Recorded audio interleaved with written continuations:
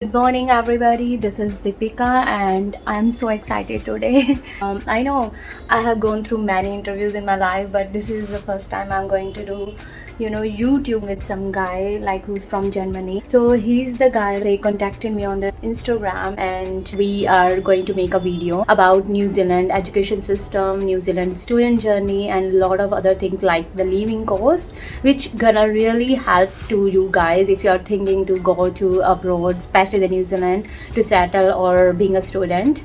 So this is really a good opportunity for me to talk with somebody else like a YouTuber blogger. So I hope this kind of video will really help my viewers or subscribers or anybody who haven't subscribed my channel yet, because sometimes I just go to my YouTube and I just go to the settings and I see like a lot of people are watching the video and they are not subscribing the channel.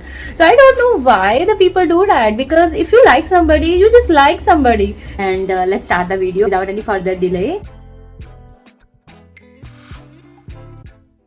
Hey guys, welcome to another video on BharatinGermany. My name is Bharat, and in this video we have a very special guest with us whose name is Deepika, and she has been living in New Zealand for a very long time, over 10 years, and she has a lot of experience, her own YouTube channel, the link for which I will put in the description below.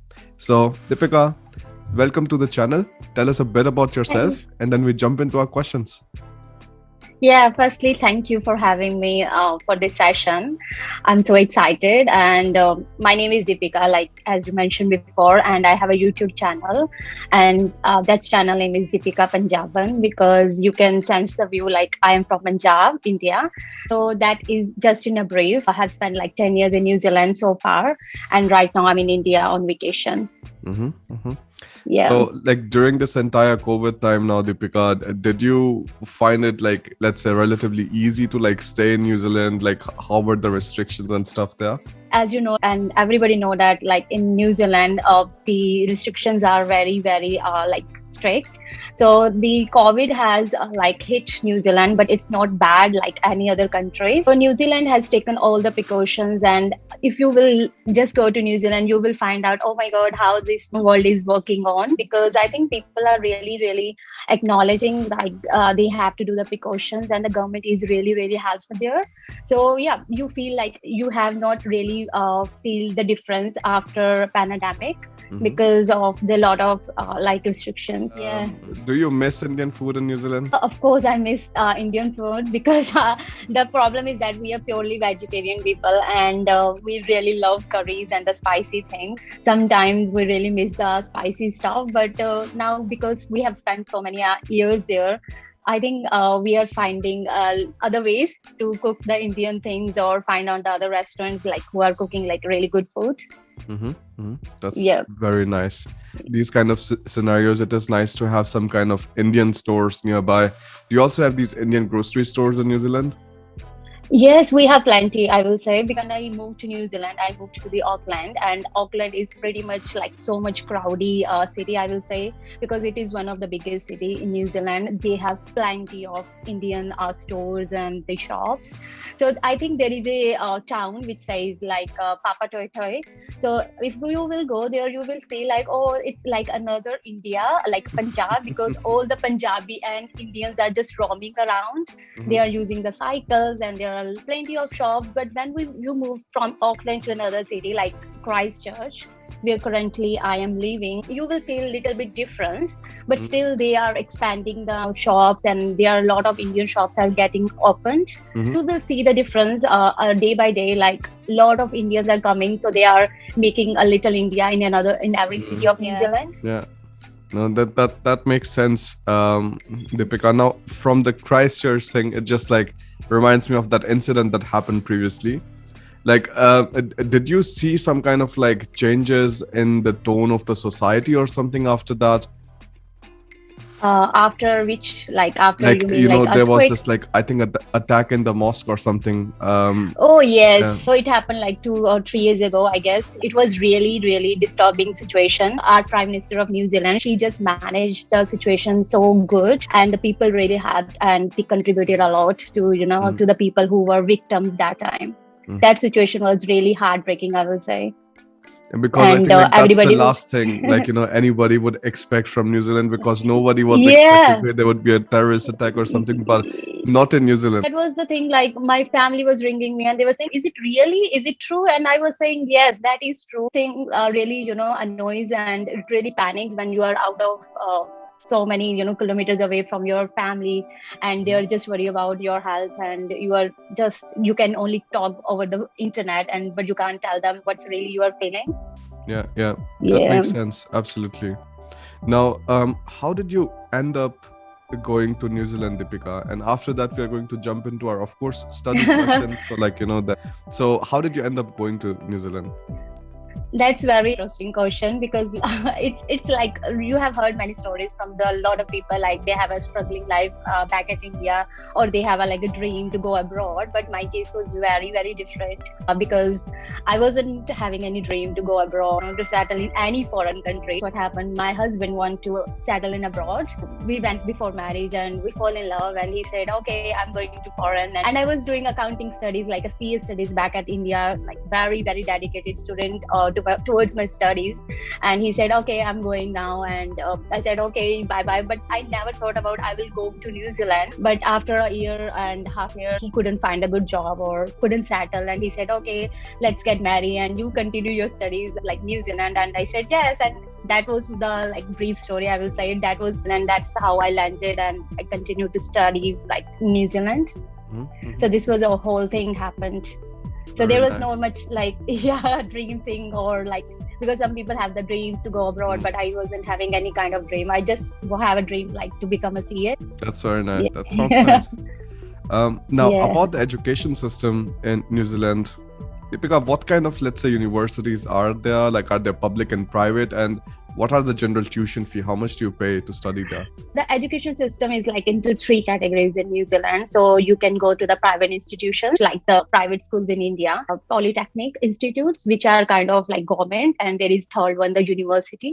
So you can choose like where you want to go. Education system is pretty different compared with India, because the education system is mainly based on your computer skills or your own skills. It's not a bookish. You just need to be your own. And when you just land to New Zealand, you start and you first day go to the university, or let's say your institute, you will start with a lot of books, because I will tell you the story. When I went to the New Zealand, I just brought like tons of books with me, like accounting books, because I was thinking like they're gonna help me in my studies when I will go to New Zealand. And when I started my studies in New Zealand, it was so much different, because they don't use too much books. They just use the practical knowledge.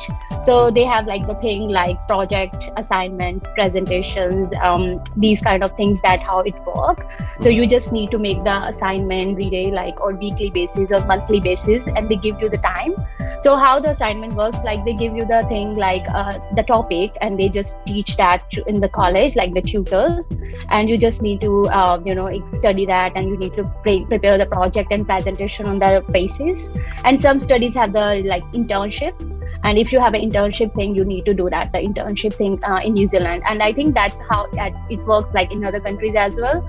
So as I'm saying, like no bookish, it's all practical, like what you think, what you believe, what you have learned so far, and it's just like exploration, your own words.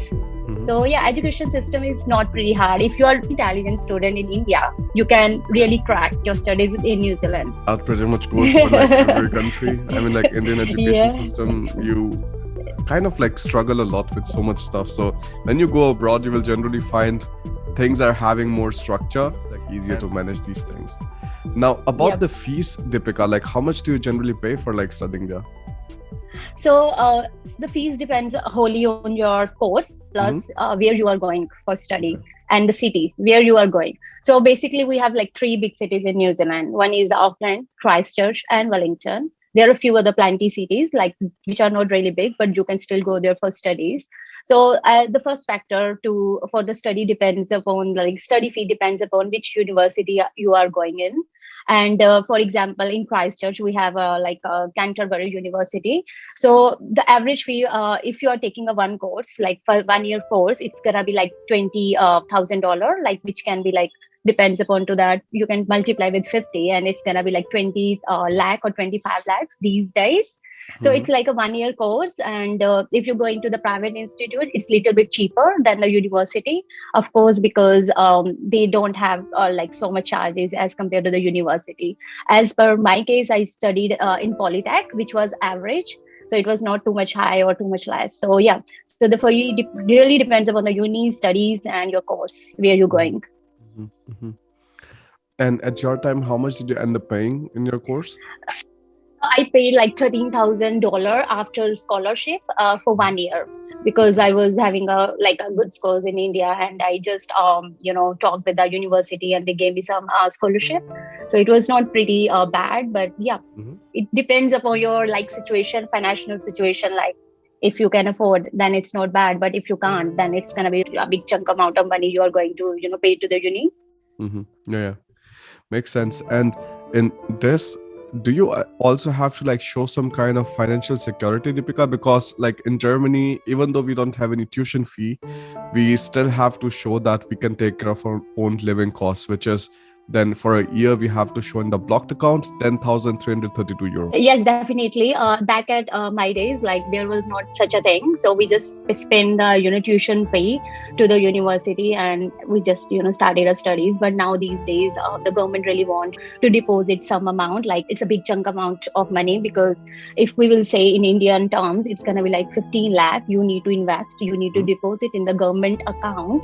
Then when you will start the studies in New Zealand and you start as a student, they're going to transfer you on a weekly basis so that you can spend in case you don't have the job. It's kind of a good, or I will say bad. It depends upon your circumstances again, because if you are coming to the New Zealand for studies and you don't have a like really sound financial position, you are taking a loan, then this is the another burden you need to repay with interest. That's how it works now in these days in New Zealand. So they just return your money in installments, not the whole amount. Yeah, yeah, of course. Yeah. I mean, that's the same logic in Germany. So what they do is like you have to deposit all of the money once, and then they give you on the monthly basis 860 euros so that you can pay your rent and like other bills. But like they don't give you all the money at once, so that you cannot like do something like different other than like paying your rents and stuff with the money.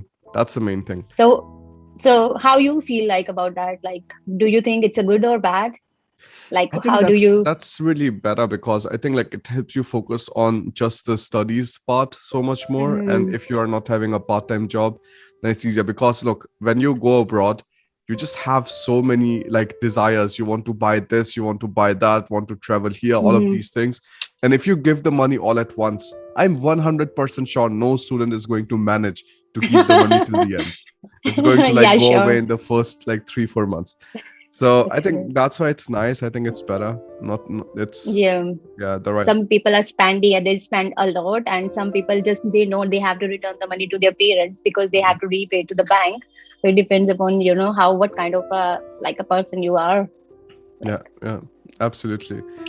Okay, perfect. And how much do you end up paying, or like did you end up paying at that time, Deepika, like during your university times? So the things that we want to talk about is the rent, the food costs, and any other costs that you can think of. As I mentioned before, like we paid the tuition fee, and I just forgot to tell you, like we need to pay the medical or insurance charges as well, which is mandatory in New Zealand. So that in case you are a student, you have an accident or you are sick, and you have to go to the hospital, so that insurance helps you, and it is mandatory, so you can't avoid that, which is very good because I still remember the thing like when I was a student, I was like sick, and my husband brought me to the hospital and they gave me like $800 bills, but I didn't have to pay anything because I was having insurance. So apart from the tuition, like there is $200 or $250, depends upon your university, like where you are going and what kind of insurance you are picking. So that is another thing you need to pay apart from the tuition.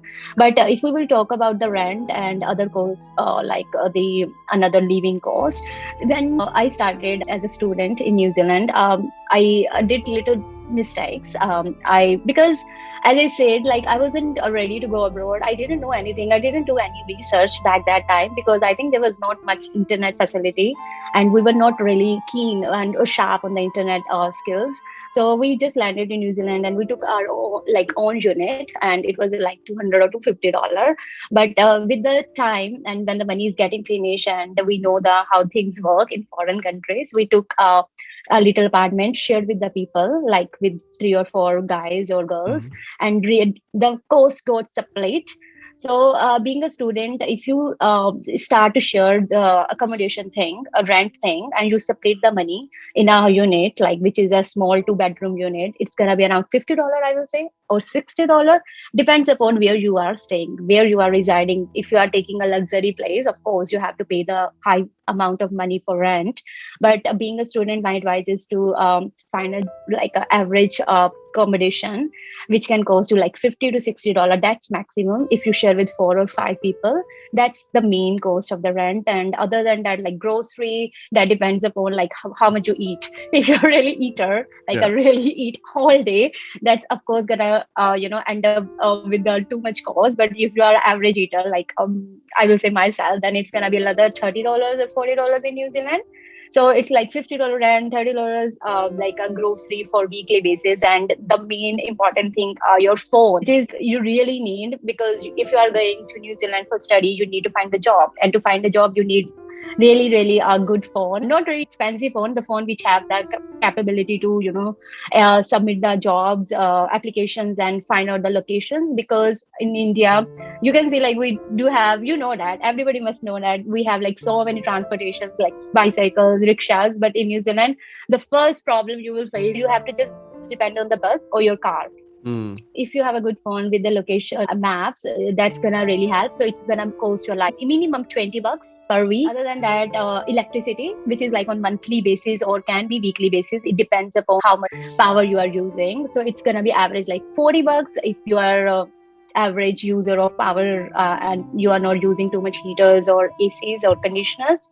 So around, I will say, $130, being average student, if you are using your money wisely. But if you are just spending without any thinking, it's gonna cost you maybe $400 $500 per week. So it's not too bad, because you can earn like $300 per week, so you can manage easily if you have a good job. Interesting. If you're seeing the prices, like, so in Europe, Germany is pretty much like amongst the cheapest.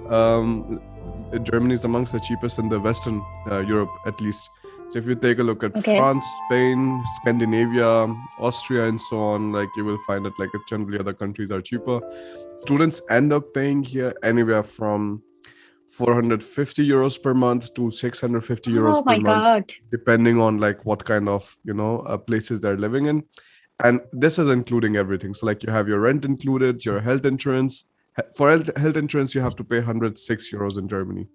Then your phone, Okay. all of the other things. So it's fine because like you are getting paid 863 euros per month in your blocked account, Mm-hmm. in your bank account, Mm-hmm. and then afterwards you're having around just 600 euros of expenses. So students can still save a bit. Then you have part-time jobs. Once you start doing part-time jobs, then essentially in the first year you can save up the money for the second year's blocked account directly in Germany, which is like, of course, It's kind of different in New Zealand. The things are not expensive. The hard part is to find the job to settle in New Zealand these days, I will say, because you can find a job, but it's really important to find a relevant job regarding your course. And about the job opportunities now, Deepika, can you tell me like what are the main problems do you generally see? Is it easy to find jobs, or can you tell me a bit more in detail there? Like any other country, New Zealand, the jobs are pretty complex. Like it's not easy to find the job, but it mainly depends upon how many efforts you are making. Because sometimes what happens when students land to New Zealand, they just focus on their homesickness and they just focus on the other things, like how the country is and what kind of people they have. They just forget sometimes like they are here to find the job, because they are here to Yeah. finish their studies, and to finish their studies and to settle in New Zealand, they need to focus on the job part. Being a student, when I was like from the first day, I was really focused and I was really pretty much sure to find a job in accounting. I started to do the application filling online and starting to see the people, people and try to show them like what I'm here for. So the job opportunities are not pretty really complex, but still it depends, because some people say, oh my god, we are here in New Zealand and still we can't have a job. It's not a good country because they haven't made too much efforts. If you're sleeping the whole day and you're using the internet or watching the Netflix, it's not easy to find the job, of course, because you're not giving you 100%. But if you're a dedicated, loyal student or a loyal person and you know your goal, you know why you are here for, it's not really bad, because there are a lot of agencies which help you to find a job in New Zealand. And even the references, if you know somebody like your friend or your relative, they really help you to find a job. So in my case, I will say, when I started my job, of course I didn't find the job of accounting straight away, but I didn't stop, I didn't sit down straight away. Like, I just started to do whatever was landing in my hands. For example, I started as a waitress, and I can't have words, like being a really comfy life in India, like very cozy life in India. When I started to work as a restaurant as a waitress, the first day I was just crying, and I was thinking, oh my god, how can I do that? We never thought about it. We took in India like these things really, lower level. But when you go to abroad, you see the people and you see the foreigner people, they are doing the same kind of job like us. Then the second day, third day, you feel confident and you feel, I can do that, because I'm here for to do anything, because I have to achieve my motto. Mm, So but I will say, you just continue to find your relevant job. You just don't land up with the one job whatever you have. yeah. You keep trying until you have the best part or the relevant job which is related to your course. So job opportunities are pretty good in case if you are dedicated and you are continuously doing hard work. I Yeah. think I have covered everything. I mean, like, that's, I think, a very good tip, because many people also feel like, okay, like, this job is like not good enough for them or something. And in Germany, essentially, I see many students, for example, also like taking up delivery jobs in smaller towns, because there are essentially like, not relevant jobs available at that time. But once you come Mhm. for the internship, you start looking for an internship during your masters, then it becomes so much better, because you are essentially really focused on a job, and you can move to a different city for that job, so that you can find a better Yeah. one afterwards. So that really works out well. And this is the one thing that I say, like, you students should really focus on. In Germany, finding jobs is not so difficult, because you essentially have a lot of companies. Germany Mhm. is the Europe's largest economy, and you have, I think, Mhm. 3.3 million companies there. So finding job is not so difficult, but yes, you need to learn German. Like, that's the one thing that I tell over and over again, that if you find a good Mhm. job, if you want to find a good job, there is no way around it other than learning German. Yeah. So that's, I And think, I one thing which is different. Yeah. Yeah, and one more thing I would really like to add, you need to be honest. That is the first thing if you are going to abroad, especially for students, because sometimes what happens, you go without any experience or without any skills back at home, and you just land to a foreign country and you don't know anything, but you just write everything in your resume, because it's a copy paste. Like, you just see your friend, they have found a job, so you just do the same thing, but you don't know anything in practical. But when you go to abroad, you will find out 99% of people, I will say, it's my opinion, they are too much honest. They do, like, they say what they know.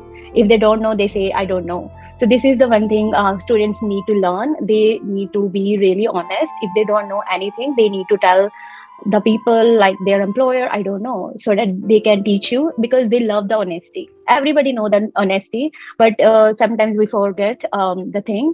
And back at home, if you're free, they need to do some like experience, they need to do some jobs back at home, so that they can do those things back to the foreign countries when they will land to like as a student, because it really helps.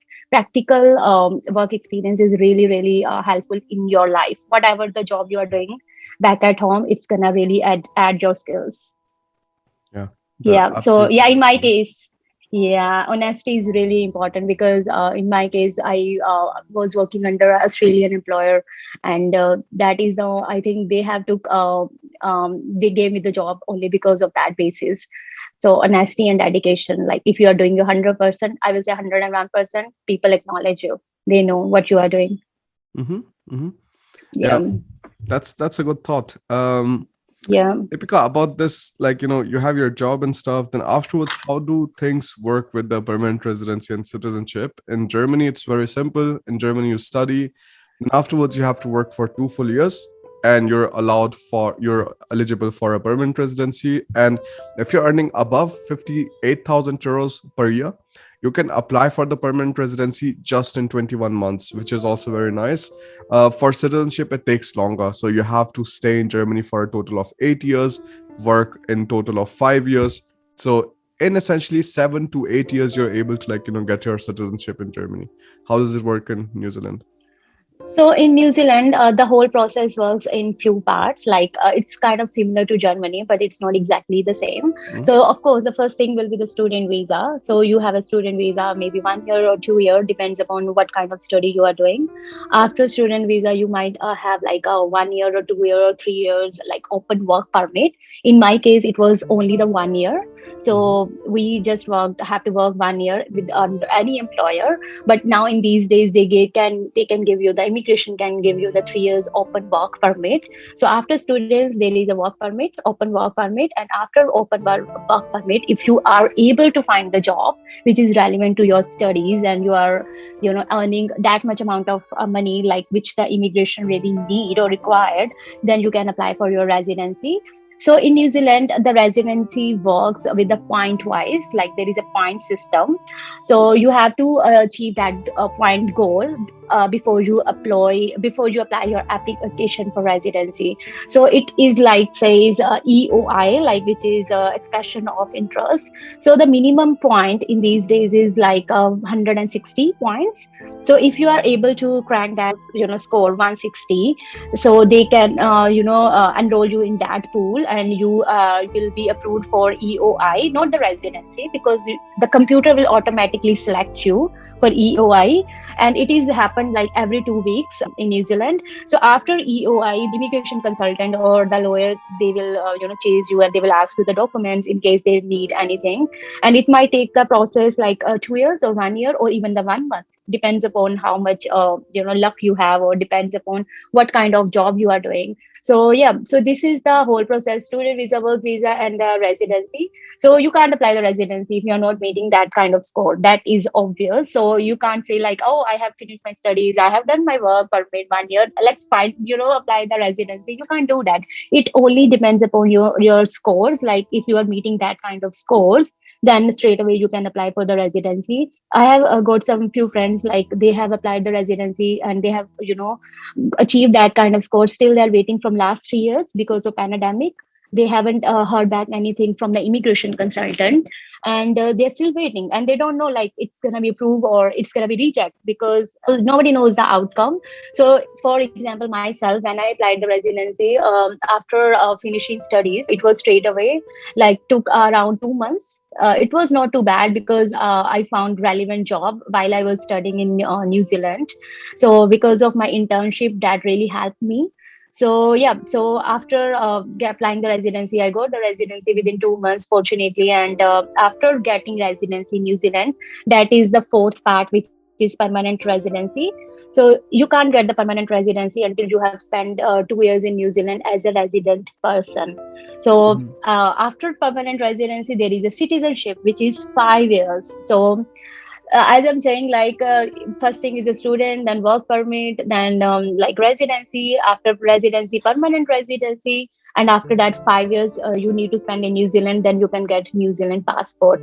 So Mhm. citizenship is not pretty hard because you are already New Zealand resident and you are getting so many perks and benefits from New Zealand government if you are a New Zealand resident. But if you want to attain the passport of New Zealand, like citizen, being a Mhm. citizen, you need to have the 5 years spent in New Zealand as a resident in New Zealand. So it's Mhm. like 4 or 5, I will say, criteria parts to become a New Zealand citizen. About that, I think few months back about New Zealand citizenship on my YouTube channel. Mhm. So in any case, people want to go in deep, they can watch that video. Mhm. Mhm. Yeah, Yeah, that sounds good. So thank you so much for sharing yeah. all of that. Now, Deepika, are there some like final tips or suggestions that you would have for the people watching the video, so that if they're thinking about coming to New Zealand, they should be watching out for these few things, or any tips or advices? Yeah, I have few things in my mind I would really like to share with you. The first and the foremost thing is that gain some skills. Where are you at a moment? If you are in India, Pakistan, Asia, Japan, wherever, I don't know, but start to gain some practical experience. Because in my case, I was doing studies in India, like accounting, and just finished my studies. I couldn't attain that kind of practical knowledge, and that made me a little bit difficult in New Zealand. But these days, we are so much, onto social media. We are so, I will say, intelligent or very sharp to the skills. So wherever you are, just gain the practical experience where you have interest is. So this is the first thing. And second thing is that, get ready yourself, because if Mm, you don't expect, there will be a lot of family members when you will land to foreign countries. There will be, I will say, nobody. Trust yourself, be honest, so that people can trust you and they can believe whatever you are saying. When you talk, you people can read you. We think sometimes people, they don't know, like, because we don't have that kind of experience. But because when you apply the job, to the foreign country, or even in India, the employer can see you in your eyes, like what you have. So just be honest and tell the people like what you have. And if you're going as a student, I will say the first thing you need to, like, what kind of things you like. If you are liking accounting, IT, or engineering, just try to find the course relevant to your studies, because if you are going out of your way, that's it's like kind of really hard for you. So find the go to foreign country and do the job according to your interest. And make sure you, whatever the study you are going to opt, they must have some practical experience thing, like the internships, so that that can aid you to find a good job after like a year or 2 years. So internship and the university, that is the only thing I will say. At the end, you need to find out. There are a lot of websites available online if you will google out.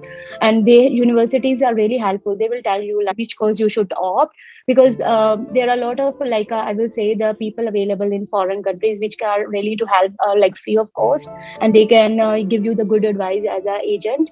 So just do your own research first before talk to anybody like agent, because the things are not pretty hard if you know a lot of the things your hand. So that is my advice. Trust your guts. Yeah, because if you are confident, it's not mhm. hard. Yeah, that's a good advice. Thank you so much for sharing that, Yeah. Deepika. No And worries. everybody else who's watching this video, make sure that you take a look at Deepika's channel. She has been making some very interesting videos and also some informative videos. So you can take a look at all of that directly in the description below. I'm going to also link one of my favorite videos directly in the description. So take a look at that. Thank you so much for joining in, Deepika. It was very Thank nice catching you. up with you. And I'll see you around. It. Bye. Thank you. It's my pleasure. Thanks. Bye. Bye bye. Take care. So friends, I hope you guys like the interaction with Bharat. We try to share a lot of information with you guys, and I hope this really helped. And in case it didn't help, just let me know so that I can make a little bit changes to the next time. And spread the love, stay happy, see you soon.